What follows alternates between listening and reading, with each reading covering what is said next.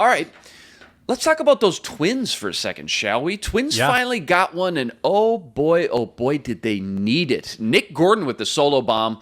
That's all they needed. That was enough in the end. Twins win 1-0 over the Guardians and get this division all tied back up for first place. Sam, 1-0 heading into the ninth inning. You could feel the entire stadium holding their breath. We were all thinking of it. After two come from behind late inning wins, no way it could happen again, right? Well, Rocco was tempting the baseball gods when he puts in Jajon Duran in the ninth inning. He gets an easy out on a strikeout, and then he yanks him for Caleb Thielbar in the ultimate, the ultimate risk move to go to an inferior reliever. All due respect to Caleb Thielbar, you're going to a less explosive, more vulnerable relief pitcher just because he's a lefty, just because you're trying to get that lefty-lefty matchup. And what happens? The lefty gets a base hit on him, moves to second base on a wild pitch. He's in scoring position, so Thielbar now has the unfavorable matchups. He's got to, get two guys out, and by golly, he does. He almost threw the ball away to first base. He gets a little swinging bunt back to the pitcher, almost throws it away, but Miranda digs it out, and then he strikes out the final guy to end the game. Huge sigh of relief.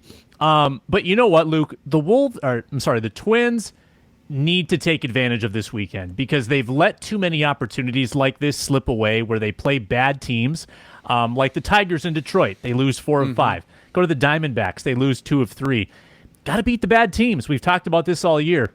And occasionally sweep the bad teams. They're playing a bad team in Colorado this weekend. Colorado is awful on the road.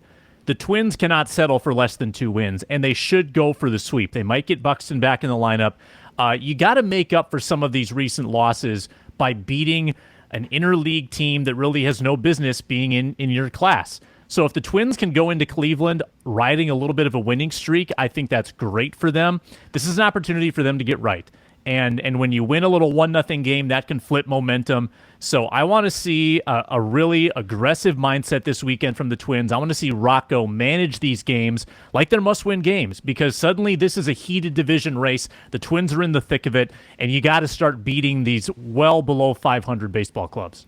Yeah, that win felt good yesterday. Back in first place today, that feels good. And of course, a sweep, that would feel awfully good as well. You know what else feels good? Using Blue Nile jewelry. Make your moment sparkle with jewelry from BlueNile.com. And Locked On Sports listeners get $50 off purchases of $500 or more. Use code Locked On. That's code Locked On. Plus, every order is insured, ships free, and arrives in discreet packaging that won't give away what's inside. Shop stress-free and find your forever piece. Go to BlueNile.com today. So, Sam, ESPN released their early All-Star voting, and 2 Twins landed on the list, Byron Buxton, Luis Arraez. Feels pretty chalk here. Any thoughts on Twins' possible snubs or guys who caught your eye that did make the list? I mean, at the beginning of the season, maybe you think Carlos Correa has all-star capabilities, but just not consistent enough to warrant any voting here 3 weeks before the break. Correa is the sneaky name, though, that you mentioned. He's hitting 303 right now, and he's got the name recognition, like versus a Luis Arraez, who is certainly the most deserving. Arraez needs to be on that all-star roster, but he doesn't have the name recognition.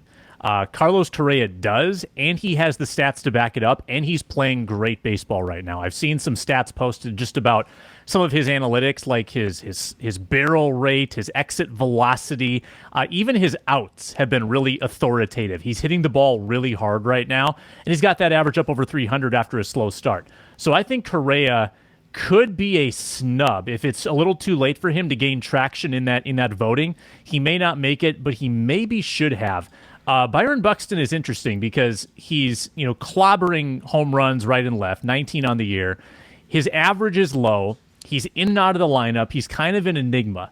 I think Buxton, though, is the kind of exciting player you want playing in Major League Baseball's All-Star Game. He represents exactly what fans love.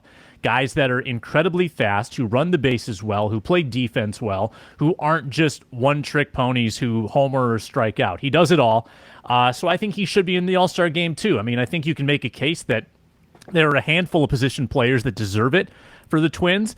And then from a pitching standpoint, I don't think they'll have anybody in, but I got to say, I think Joe Ryan is a future All-Star. I don't think this is his year, but if he keeps pitching the way he is and gains a little respect, Joe Ryan will be on that team. Carlos Correa heating up right now. About 3 weeks left. Get your votes in before that All-Star break hits. Twins go straight from that dramatic series with Cleveland to host the Rockies tonight in the backyard at Target Field, as you mentioned.